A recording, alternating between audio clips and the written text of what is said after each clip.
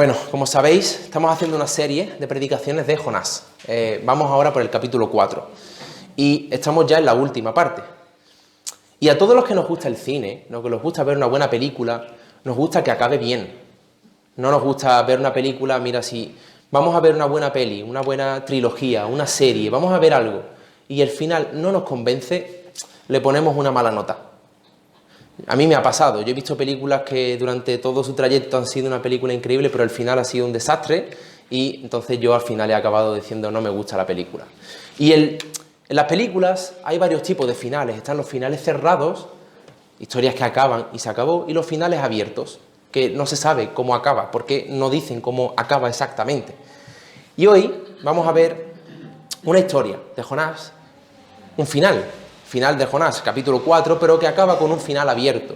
Acaba con un final que no es lo típico. Moisés murió a los 120 años, Josué a los 110 años, o saluda a Pablo. No acaba así, sino que acaba con un final abierto. Y bendito final. Damos gracias al Señor por este final, porque tiene algo que decirnos a cada uno de nosotros y vamos a intentar descubrir por su gracia qué es lo que nos tiene que decir. Antes de empezar, antes de comenzar a desarrollar el tema de Jonás capítulo 4, es necesario hacer un resumen para comprender qué es lo que estaba pasando aquí, porque quizás hay personas que se han perdido algún capítulo de la serie, y si os lo habéis perdido, os recomiendo que lo podáis ver para poder aprovechar al máximo este libro.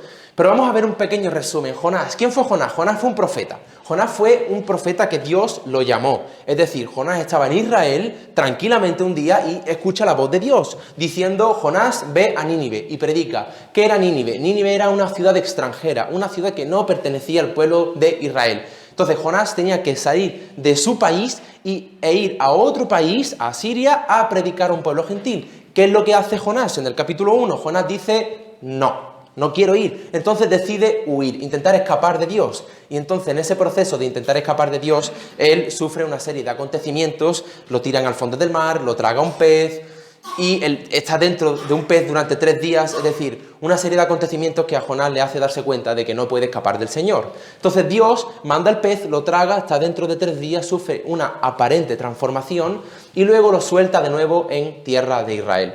Él intentó huirse a Cádiz y el Señor lo trajo de nuevo a Israel. Dijo: no, tú tienes una misión. Entonces en el capítulo 3, Jonás es soltado en tierra y vuelve a escuchar de nuevo el mismo llamado que en el capítulo 1. Vuelve a escuchar lo mismo: ve a Nínive y predica contra aquella gran ciudad, porque su maldad ha subido delante de mí. Entonces Jonás se levanta, esta vez se levanta y decide ir a Nínive. ¿Pero con qué actitud va? Con una muy mala actitud. Él predica allí, en una ciudad muy grande, él proclama allí, pero su mensaje era un mensaje patético, un mensaje sin gracia, un mensaje sin amor, solo juicio, un mensaje malo, un mensaje horroroso, porque él quería que Nínive no se arrepintiera, él quería que Nínive fuera destruida, él tenía una actitud. Entonces vimos cómo el Señor nos pide obediencia con gozo. Y también en ese capítulo vimos, cuando él predica muy mal, que Nínive se arrepiente, sorprendentemente, contra todo pronóstico. En las apuestas deportivas ninguno hubiera acertado. No se arrepiente Nínive 1, 2, 3, 10 o 1000, se arrepiente toda la ciudad, es decir, 120.000 personas se arrepienten. Esto es lo que está pasando. Entonces Dios, viendo cómo se arrepiente Nínive, los perdona. Y entonces llegamos ahora mismo al capítulo 4. ¿Qué pasa ahora con Jonás? No quería predicar, lo hace forzado. Va, y cuando va y predica, se arrepiente todo el pueblo. ¿Cómo es la actitud de Jonás ahora? Se alegra, se pone contento, dice: Señor, gracias. ¿Cómo es la actitud de Jonás? ¿Qué le pasa? Vamos a leer el capítulo 4. Vamos a leer los 4 primeros versículos. Vamos a intentar leerlo en 2 partes para profundizar en cada una. Dice el versículo 1 de Jonás, capítulo 4. Pero Jonás se apesadumbró en extremo y se enojó y oró a Jehová y dijo: ahora, oh Jehová, ¿no es esto lo que yo decía estando aún en mi tierra? Por esto me apresuré a ir a Tarsis, porque sabía yo que tú eres Dios clemente y piadoso, tardo en enojarte y de grande misericordia, y que te arrepientes del mal. Ahora pues, oh Jehová, te ruego que me quites la vida, porque mejor me es la muerte que la vida. Y Jehová le dijo: ¿haces tú bien en enojarte tanto? Vamos a parar aquí. Qué final más extraño, ¿no? ¿Qué predicador más extraño? Va a una ciudad a predicar, a cumplir un objetivo, que era predicar. El objetivo se cumple y cuando se cumple el objetivo se enfada. Tú imagínate que tú tienes que presentar una tarea y tú presentas la tarea y te ponen un 10. Y cuando termina y te ponen el 10 te enfadas. Pero has cumplido el objetivo y has cumplido con un 10. Se ha convertido toda la ciudad. Hasta los animales se han convertido. Yo creo que los animales de Nínive estarán en el cielo. Una pequeña broma, evidentemente. Hoy en día, cuando nosotros... Imagínate que te ponen a ti a predicar ahí en la calle real, ¿vale? Y tú te pones a predicar y se convierten 10 personas. Tú te pones a saltar de alegría. Gracias, Señor. Tú has convertido a 10 personas por mi predicación. Gloria al Señor. 10 personas. O que te invitan a un campamento a predicar, un campamento de jóvenes, y se convierten en 50 jóvenes, pero convertidos de verdad. Convertidos como Nínive. Llorando, quebrantados por el pecado, llorando en su alma. ¿Tú cómo te pones? Tú saltas de alegría, de gozo, de Señor, de gratitud. Pero es que Jonás se enfada mucho. Pero se enfada mucho en extremo. Y no se convirtió 50 o 10, se convirtieron 120.000 personas. ¿Por qué? ¿Por qué Jonás se enfada? ¿Qué pensáis? ¿Por qué Jonás se enfada si ha cumplido el objetivo? Y la respuesta realmente es sencilla. Jonás se enfada por el egoísmo espiritual. Él era un egoísta espiritualmente. Él era un racista. Él no quería que se salvaran los ninivitas. Él no quería que Nínive se salvara. Él no quería que alcanzaran la salvación. Pero, ¿por qué? ¿Qué han hecho los ninivitas? Vamos a recordar un poco quiénes eran estos ninivitas. Porque es importante recordar esto para entender, no para justificar a Jonás, sino para entenderle. Los ninivitas eran un pueblo, como he dicho antes, que era extranjero. ¿Qué quiere decir extranjero? Que no formaban parte de la nación de Israel. Era un pueblo que estaba en otro país. ¿Y qué significa eso? Que no eran un pueblo escogido por Dios. Dios escogió a Israel, no escogió a Asiria. Ellos formaban parte de Asiria, era una ciudad muy grande. La Biblia le dice como aquella gran ciudad. Era una ciudad muy poderosa. Era una ciudad con muchísimos habitantes. Y no solo eso, no es que era una ciudad extranjera solamente, sino que era una ciudad extranjera que hacía daño a Israel. Era una ciudad que le hacía daño. No es como España con Francia. Francia es un país extranjero para nosotros, pero Francia no nos hacen daño, no nos hacen subyugar, no. Pero los asirios sí que trataban mal a los israelitas, les hacían pagar impuestos, eran sus enemigos. Si ponemos un ejemplo, lo dijimos creo que en el capítulo 1, pero podemos asemejarlo a los judíos con el holocausto nazi. Tú dile a un judío, ve y dile a Hitler que se arrepienta. ¿Qué te va a decir? Yo no voy. Que yo vaya a aquel que me está matando. ¿Qué sentido tiene? Eso es lo que le estaba diciendo Dios a Jonás.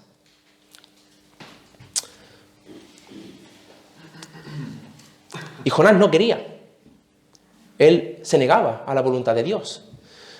Que no lo hago, Señor, que no quiero. ¿Veis hasta dónde llega el corazón del ser humano? Vamos a intentar entender esto con varios ejemplos. Hubo una vez 2 hermanos que estaban con su padre. Y el hermano pequeño le dice al padre, padre, dame mi herencia. Ya muchos acordáis de esta historia. Padre, dame mi herencia porque me voy. Quiero que me des la herencia, me voy a ir de aquí. Entonces el padre intenta retener, pero al final el hijo se va. El hijo se va y gasta toda su herencia. El hijo gasta todo lo que tenía en fiestas, drogas, alcohol, sexo, en dioses, en gastarlo en juegos, apuestas. Lo pierde todo. Y cuando lo pierde todo, se da cuenta de qué está haciendo. Se da cuenta y se convierte de su mal camino. Dice, ¿qué estoy haciendo? Y vuelve en sí. Entonces recuerda las bendiciones del padre y vuelve al padre. El padre cuando lo ve llegar, lo ve de lejos, corre, lo abraza. Se lo queda entre sus brazos, le dice, hijo, le pone un anillo, lo viste, le pone los zapatos y mata al becerro gordo. ¿Qué sucede con el hermano mayor? Ahora entra en escena este hermano. Se muere de celos, se muere de envidia. Odia, comienza a odiar a su hermano y a su padre. Dice, ¿por qué haces esto? Yo he estado aquí contigo toda la vida y tú no me has matado nunca al becerro gordo a mí. No me has hecho fiesta, no has hecho nada para mí. El padre le dice, sí, tú has tenido todo siempre, todo lo que tengo es tuyo. Pero el hijo se enfada. El hijo mayor se enfada de ver que su hermano estaba muerto y ahora vive. El hermano mayor representa a Jonás y a los israelitas, a los judíos. Ellos pensaban que los gentiles no se merecían el perdón de Dios. Ellos pensaban que ellos eran los que habían sido buenos, los que habían sido fieles, los que habían cumplido con la ley, los que no habían faltado nunca a su padre, y ellos eran los que más lejos estaban de su padre. Una pregunta que me gustaría a mí hacerle a Jonás. Mira, Jonás, tú te enfadas porque Dios quiere perdonar a esta gente, pero yo quiero hacerte una pregunta. Mira, es cierto que Israel es la escogida de Dios, es una nación amada, un pueblo adquirido, pero ¿tú te mereces más el perdón que ellos? ¿Tú eres mejor que ellos? Otra pregunta, ¿Dios no los creó a ellos también? ¿No son criaturas de Dios? ¿No han sido creadas por Él? ¿O qué son? ¿Creadas por el diablo? Ellos han sido creados por mí, dice el Padre. ¿No quieres tú que Dios perdone a un pueblo extranjero, que son criaturas de Dios, pero sí quieres que Dios te perdone a ti? Permíteme ponerte otro ejemplo. Cuenta la historia que hubo una vez un hombre que debía una gran cantidad de dinero. Hubo un hombre que debía al rey 1 millón de euros y no tenía dinero con qué pagarlo. Entonces el rey le llama a su presencia y le dice: Señor, tienes que pagar 1 millón de euros, ¿cómo lo vas a hacer? Si no lo pagas, tienes cárcel y pena de muerte. Y el hombre suplica y le dice: Señor, te ruego que tengas paciencia conmigo, perdóname la deuda porque no tengo con qué pagarte. Ten paciencia, te lo pagaré a lo largo del tiempo. ¿Sabes qué hace el rey? El rey dice: te perdono la deuda, ve en paz. Entonces este hombre, contentísimo, sale de la presencia del rey, pegando saltos, gracias, gracias, gracias, se muestra muy agradecido. Y al cabo de los días y de la semana, se encuentra con un amigo suyo, un amigo que le debe 100 euros. Entonces ese amigo, el hombre, le coge y le dice: págame lo que me debes. Y resulta que este amigo suyo le responde lo mismo que él le respondía al rey: no tengo con qué pagarte, ten paciencia conmigo, te lo pagaré. Y este hombre dice: no, vas a ir a los jueces y te van a juzgar. Y lo llevó al del tribunal y los jueces le juzgaron y lo mandó a la cárcel. Y esta acción llegó a los oídos del rey. Y manda a este hombre que vuelva a su presencia. ¿Qué has hecho? Te he perdonado una deuda de 1 millón de euros y tú no eres capaz de perdonar una deuda de 100. Por esto vas a morir. Y ese hombre fue ejecutado. ¿A dónde quiero llegar con esta historia? Jonás no quería tener misericordia de un pueblo extranjero cuando él había recibido muchísima misericordia. Él en su propia vida había podido experimentar la misericordia del Señor. Él se enfada mucho porque Dios quiera perdonar a otros. Se enfada a tal punto de que dice que: Dios mío, quítame la vida. Quítame la vida. Se están convirtiendo esta gente. Yo estoy aquí. Quítame la vida. No quiero seguir viviendo. Imaginaos el enfado de Jonás. Y en medio de su enfado, él hace una declaración de los atributos de Dios que no sé si os habéis parado a mirar, que es impresionante. Mirad, reflexionad en el versículo 2. Por esto me apresuré a ir a Tarsis. ¿Por qué se fue a Tarsis? ¿Por qué quiso escapar de la voluntad de Dios? Porque sabía yo que tú eres un Dios clemente, un Dios piadoso, tardo en enojarte y de grande misericordia, y que te arrepientes del mal.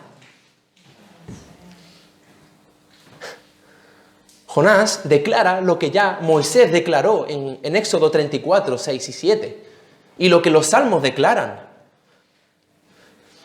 El énfasis de esta predicación no es hacer una exposición de los atributos de Dios, eso sería descontextualizar este texto.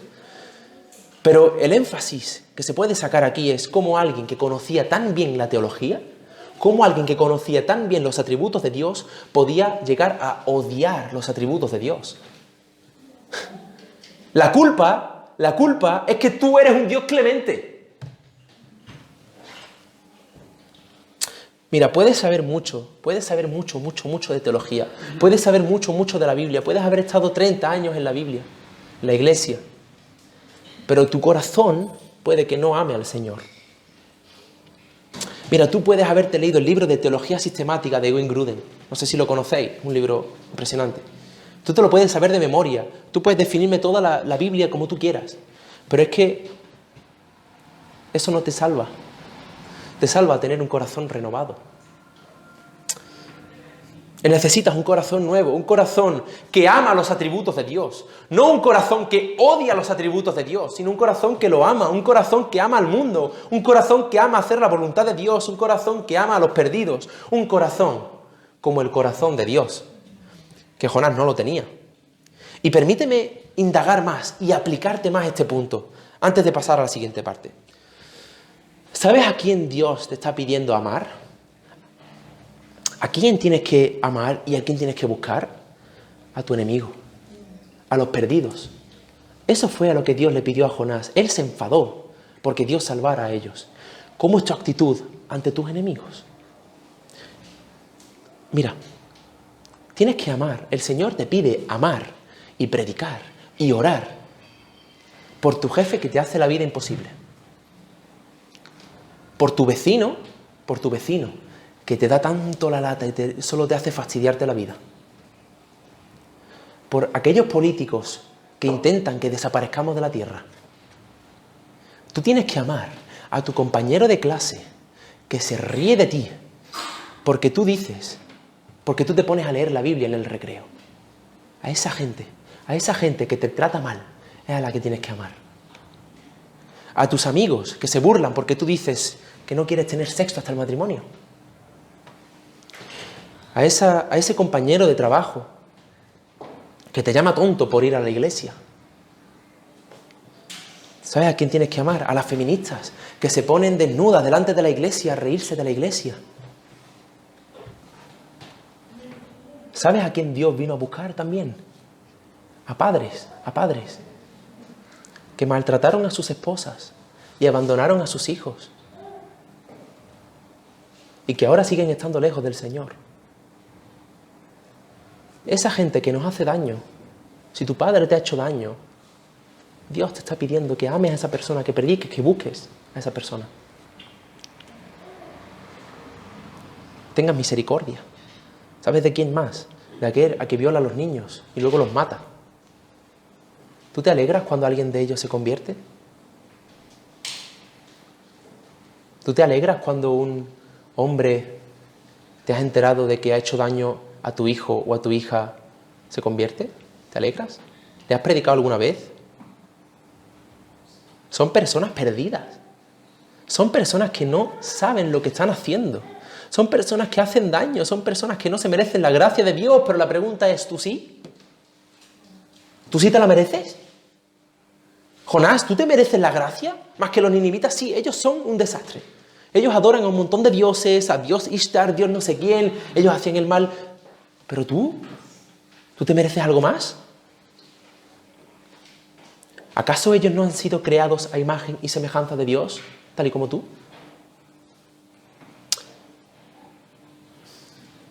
Dios vino a escoger a lo vil y a lo menospreciado del mundo. A lo vil y a lo menospreciado. Y entre esos estábamos todos nosotros. Y Dios vino a escoger también a esas personas que nos hacen daño. Ahora, ¿cómo es tu actitud ante esas personas?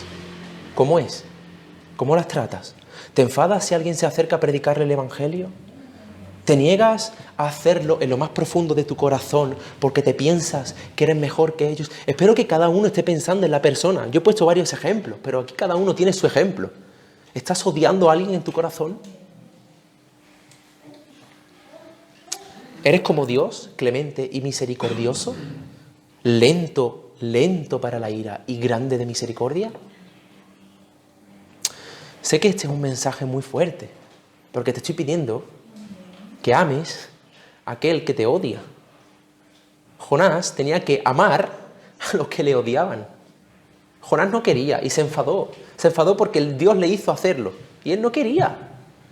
Y Dios te está pidiendo que lo hagas hoy también. ¿Cómo es tu actitud? ¿Te enfadas? ¿Te echas un paso atrás? Señor, ¿qué estás haciendo? No quiero.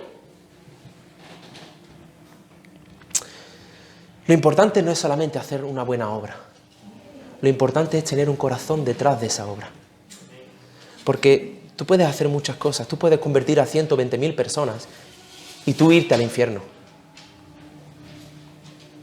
Y deja que el Señor examine lo más profundo de tu corazón ahora mismo y deja que Él te ponga la persona en la cabeza o las personas en la cabeza de las que tienes que arrepentirte de lo que estás haciendo y transforme tu corazón y te haga ser como Él. Vamos a continuar. Jonás, versículo 4. Capítulo 4, versículo 4. Y Jehová le dijo, ¿haces tú bien en enojarte tanto? Dios le responde a Jonás, simplemente con una pregunta. Jonás, ¿por qué te enfadas? ¿Qué estás haciendo? Y ahora pasa algo más. Ahora Dios quiere demostrar a Jonás que sus argumentos son egoístas, estúpidos, que no tienen sentido. Ahora en los siguientes versículos, Dios va a demostrar a Jonás que su argumentación es patética y egoísta. Vamos a leer del 5 al 11, vamos a terminar el capítulo. Y salió Jonás de la ciudad y acampó hacia el oriente de la ciudad y se sentó allí y hizo allí una enramada y se sentó debajo de ella de la sombra hasta ver qué acontecería en la ciudad. Y preparó Jehová Dios una calabacera, la cual creció sobre Jonás para que le hiciese sombra en su cabeza y le librase de su malestar. Y Jonás se alegró grandemente por la calabacera. Pero al venir el alba del día siguiente, Dios preparó un gusano, el cual hirió la calabacera y se secó. Y aconteció que al salir el sol, preparó Dios un recio viento solano, y el sol hirió a Jonás en la cabeza y se desmayaba. Y deseaba la muerte, diciendo, mejor sería para mí la muerte que la vida. Entonces Dios dijo a Jonás, ¿tanto te enojas por la calabacera? Y él respondió, mucho me enojo, hasta la muerte. Y dijo Jehová, tuviste tu lástima de la calabacera, en la cual no trabajaste, ni tú la hiciste crecer, que en espacio de un día, de una noche nació, y en espacio de otra noche pereció. ¿Y no tendré yo piedad de Nínive? Aquella gran ciudad donde hay más de 120.000 personas que no saben discernir entre su mano derecha y su mano izquierda y muchos animales. Jonás, después de esta pequeña conversación con Dios donde se le queja y se enfada, se va y se busca un lugar allí apartado en una colina para sentarse en la colina, se hace su pequeño puesto para que le dé un poquito la sombra y se sienta a esperar, a ver lo que acontecería en la ciudad. Jonás no se sienta a esperar a ver cómo crece Nínive espiritualmente. Jonás se sienta para ver si Dios termina destruyendo esa ciudad. Y se pone a esperar así. A ver qué hace el Señor con esta gente. Se sienta a la sombra y se tira un día entero ahí. No sé qué estaba haciendo, estaría aburrido, no sé. Jonás no amaba a Dios, no amaba los atributos de Dios, no lo amaba. Porque si tú amas a Dios, amas a las personas. Entonces Dios le prepara una situación. Dios dice, voy a hacer que tu razonamiento caiga sobre su propio peso. Y le prepara una situación con una calabacera. Pero antes de entrar a analizar la situación con la calabacera, vamos a pararnos un segundo en el versículo 6. En las primeras palabras dice, y preparó Jehová Dios. Punto. Preparó Dios. ¿Te suena esto? Dios preparó el gran pez para que se comiera Jonás. Dios preparó a los marineros para que le tiraran. Dios preparó para que su corazón fuera transformado dentro del gran pez. Dios preparó al pez para que le soltara justamente en tierra de Israel de nuevo. Dios preparó el corazón de los ninivitas para que pudieran arrepentirse. Dios lo prepara todo y termina por preparar una situación con Jonás. Dios prepara toda esta historia. Y yo quiero que sea el resumen de todo el libro de Jonás. La soberanía de Dios. Dios controla toda la historia. Toda la historia. ¿Y por qué la controla? ¿Porque Él es un caprichoso? No. Por amor a Jonás. Dios se fija en los detalles más pequeños. Dios se fija... Mira, el milagro que hizo con la calabacera, el milagro que hizo, no lo vio nadie más. Solo Jonás. Dios no solamente hace milagros que abre un mar y se ponen las dos paredes ahí de mar y pasa y lo ven millones de personas. Él hizo un milagro para una persona en un momento dado, que creció un árbol, una planta y dejó de crecer. En un día. Y yo quizá hoy te sientes como Jonás, no lo sé. Quizás te sientes como él diciendo, es cierto que tengo un corazón así. Es cierto que no amo a la gente. Es cierto que tengo un corazón que soy muy egoísta, muy egocéntrico, que tengo suciedad dentro mía, es cierto. Pero no te olvides que Dios ha sido, fíjate cómo Dios ha sido tan compasivo con Jonás en toda la historia, tan compasivo. Dios podía haberlo destruido en el primer capítulo y decide darle oportunidad y guardarlo y preservarlo y mandar un pez. ¿Qué quiero decir con esto? Que el Señor te ama. Que a pesar de que tú no estés siendo obediente, fiel, el Señor te ama y Él prepara tu vida. Tú no eres el dueño de tu vida. Tú no eres el que controla todo lo que sucede, el Señor es el que lo controla. Y espero que tú te vayas de la serie de Jonás pensando, el Señor controla mi vida, Él me ama, Él quiere que yo le obedezca y si no le obedezco al final sufro. Pero Él quiere que yo le obedezca y Él me está enseñando. ¿Os fijáis cómo es la actitud de Jonás cuando Dios le manda la calabacera? Se alegra grandemente, se pone contento, se alegra, está contentísimo. Le ha venido una pequeña planta que ha crecido de la nada y se me ha puesto aquí arriba quitándome el pedazo de sol que hace, porque ahí tendría que hacer 40 o 50 grados por lo menos. Y se le pone una pedazo de planta aquí para darle sombrita, para ver cómo Nínive al final acaba destruida.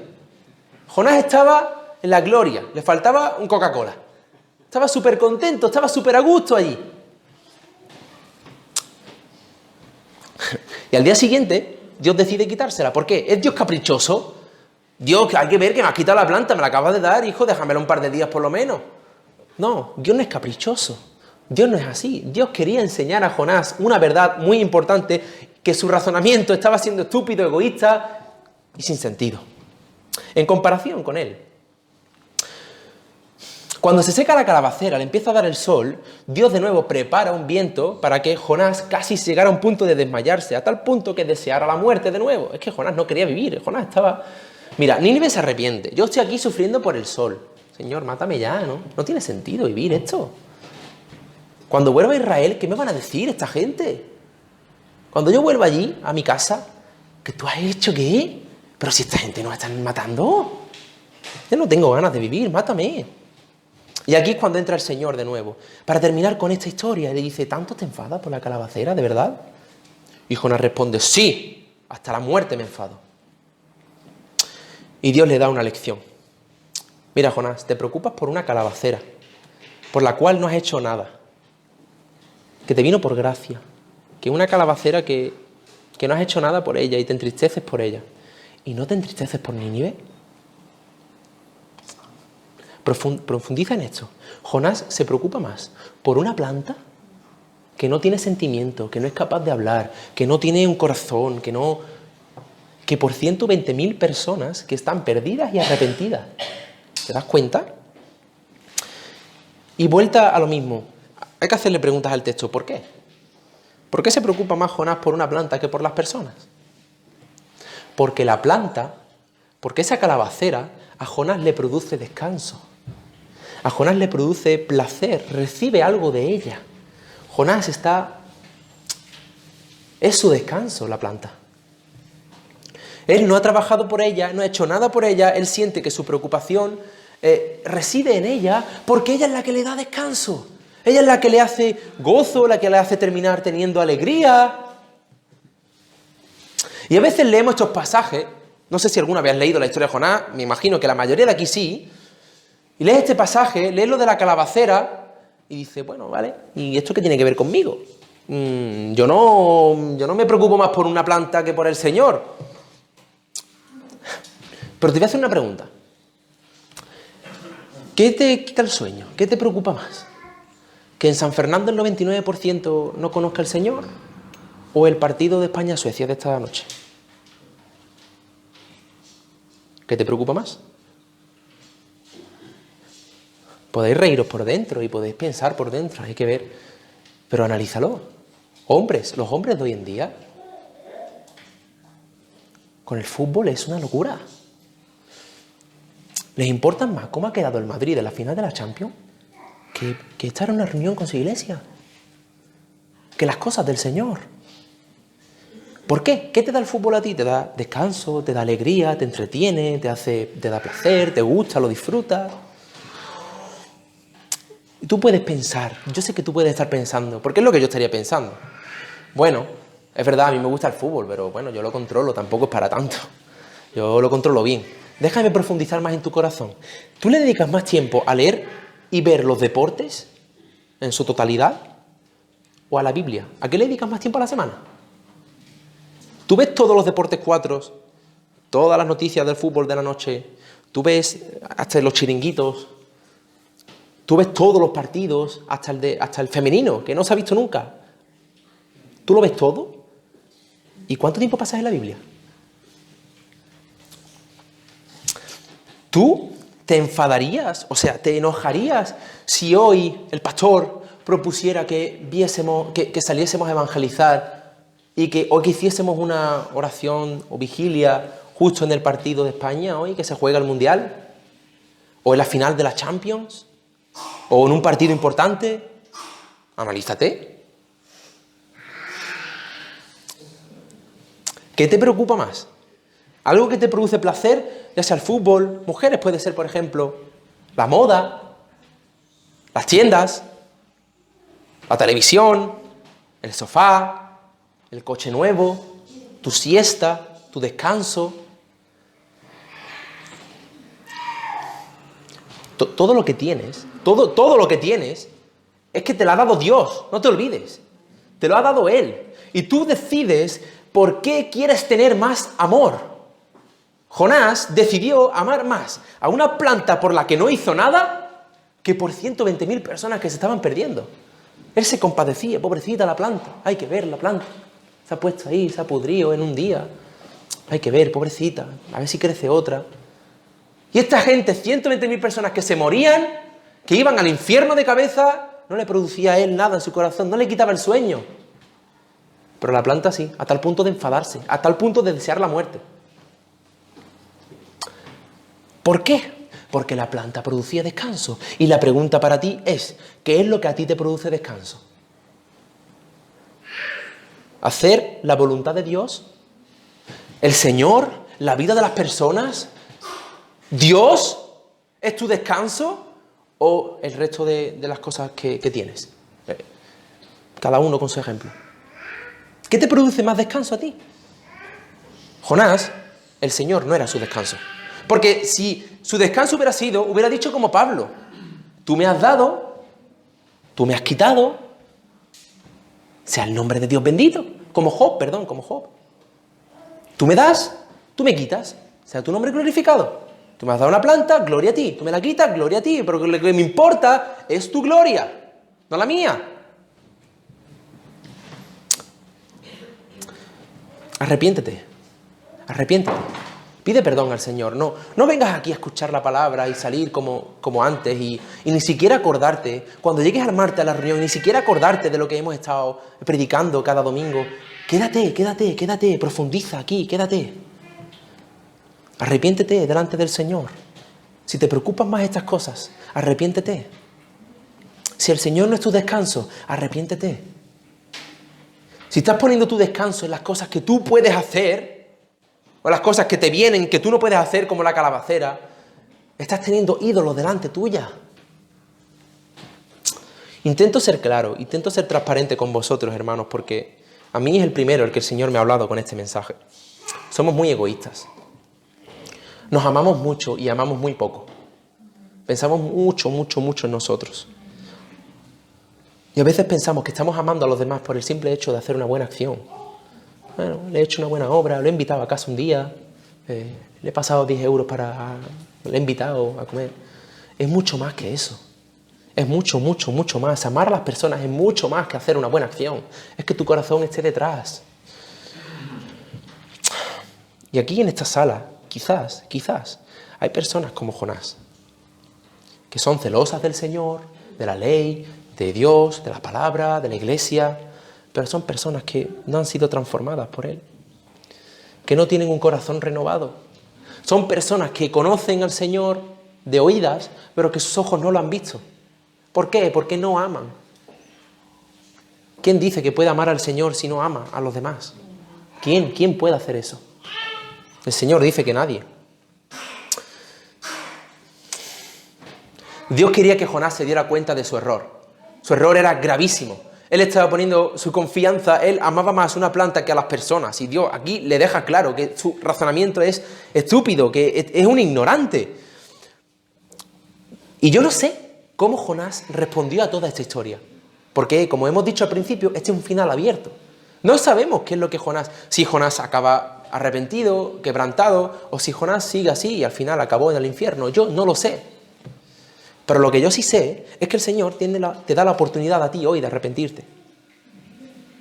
De comenzar a vivir por Él y para Él, en lugar de vivir por ti y para ti. Siendo feliz haciendo la voluntad del Señor. Jonás es un hombre que estaba luchando constantemente con la voluntad del Señor. No entiendo por qué. David lo decía muy claramente. El hacer tu voluntad es mi deleite. Me gozo en hacer tu voluntad. Y el Señor te da la oportunidad hoy para que puedas arrepentirte de verdad y comenzar a caminar en justicia y en amor. El último versículo. Y así vamos entrando ya en la recta final.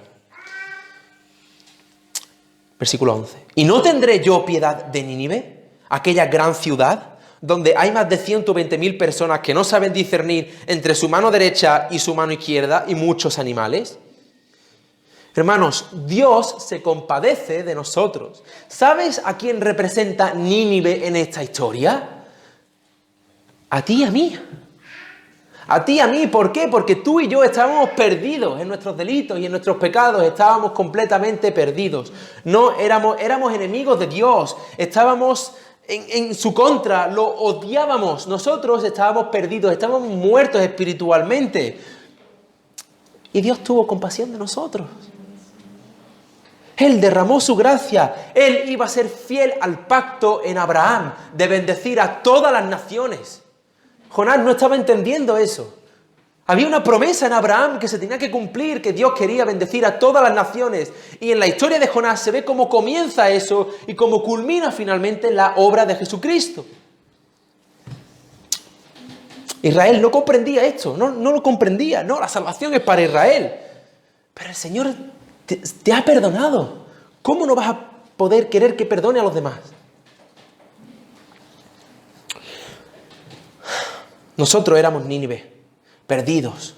¿Y cómo Dios pudo cumplir con su propósito de bendecir a todas las naciones? ¿Cómo? Porque vino un profeta que era diferente a Jonás. Un profeta que no era como él. Jonás pensaba en sí mismo, amaba sus cosas, odiaba los atributos del Señor, odiaba a las personas. Era un profeta que a lo largo de todo su ministerio fue egoísta y egocéntrico, pero es que hubo uno diferente. Jesús de Nazaret. Él, poseyéndolo todo, lo tenía todo, lo dejó absolutamente todo para venir a buscar a lo que se había perdido. Jonás no quería ir a buscar a lo que se había perdido, Jesús sí. Hubo un hombre que sí amó al mundo, porque de tal manera amó Dios al mundo, que ha dado a su Hijo unigénito para que todo aquel que en Él cree no se pierda, sino que tenga vida eterna. Permitidme terminar con Filipenses 2, del 3 al 11. Prestad atención, hermanos. Dice Pablo: nada hagáis por contienda o por vanagloria, antes bien con humildad, estimando cada uno a los demás como superiores a él mismo, no mirando cada uno por lo suyo propio, sino cada cual también por lo de otros. Haya pues en vosotros este sentir que hubo también en Cristo Jesús, el cual siendo en forma de Dios, no estimó el ser igual a Dios como cosa a que aferrarse, sino que se despojó de sí mismo y tomando forma de siervo, hecho semejante a los hombres, y estando en la condición de hombre, se humilló a sí mismo, haciéndose obediente hasta la muerte y muerte de cruz, por lo cual Dios también le exaltó hasta lo sumo y le dio un nombre que es sobre todo nombre, para que en el nombre de Jesús se doble toda rodilla de los que están en el cielo, en la tierra y debajo de la tierra, y toda lengua confiese que Jesucristo es el Señor, para gloria del Dios Padre. Nosotros tenemos salvación porque hubo un profeta diferente. Y si tú crees, si te arrepientes, si crees en este profeta como hicieron Nínive, serás salvo. Es por gracia. Jonás no lo entendía, pero espero que tú hoy sí. Concluimos este mensaje haciendo un resumen de lo que hemos visto. Jonás fue un hombre rebelde. Jonás odiaba a las personas, él predicó sin amor, él predicó sin ganas, y nosotros tenemos un llamado de predicar a aquellos que nos odian, de predicar a aquellos que nos tratan mal. Hemos puesto muchos ejemplos y espero que los medites. La gente que nos hace daño, a ellos el Señor vino a buscar. Ellos no son, no quiero predicarte, no. El Señor vino a buscar también a ese tipo de personas.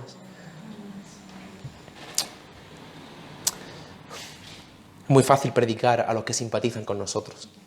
Es muy fácil. Jonás lo podría haber hecho sin problema. Señor, si tú me dices que predique en Israel, yo predico y encantado. Pero que me vaya a los que me odian. Ese es el llamado. Dios quiere tener misericordia de ellos. Y hemos visto la compasión del Señor.